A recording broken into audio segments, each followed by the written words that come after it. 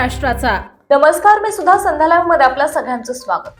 विद्यार्थ्यांना भविष्यात जीवन सुखकर बनवण्यासाठी अनेक स्पर्धांना तोंड द्यावं लागणार आहे। त्यामध्ये टिकायचं असेल तर अंगी संयम, सहनशील वृत्ती आणि सातत्य ठेवावं लागणार आहे। याची तयारी मैदानी खेळातून होत असते, म्हणून मुलांनी या वयातच मोबाईल ऐवजी मैदानात रमलं पाहिजे, विविध खेळात सहभागी झालं पाहिजे, असे मत आंतरराष्ट्रीय खेळाडू धनंजय मदने यांनी व्यक्त केलंय। विद्यालयात 2 दिवस क्रीडा महोत्सवाचे आयोजन केले होते। त्याचे उद्घाटन आंतरराष्ट्रीय खेळाडू धनंजय मदने यांच्या हस्ते करण्यात आले। यावेळी कार्यक्रमाचे अध्यक्ष बाळासाहेब चोरघे हे होते।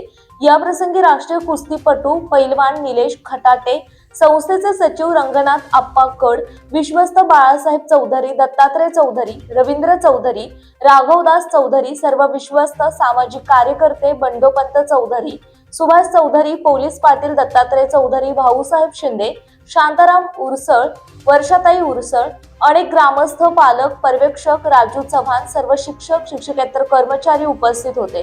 यावेळी विद्यालयाची माजी विद्यार्थिनींनी हर्षदा बडदे हिची वैद्यकीय पदव्युत्तर अभ्यासक्रमासाठी निवड झाल्याबद्दल सत्कार करण्यात आला। कार्यक्रमाचे प्रास्ताविक मुख्याध्यापक प्रवीण गायकवाड यांनी केले, सूत्रसंचालन विठ्ठल ठोंबरे यांनी केले, तर आभार श्रीमती सविता देवकर यांनी मानले।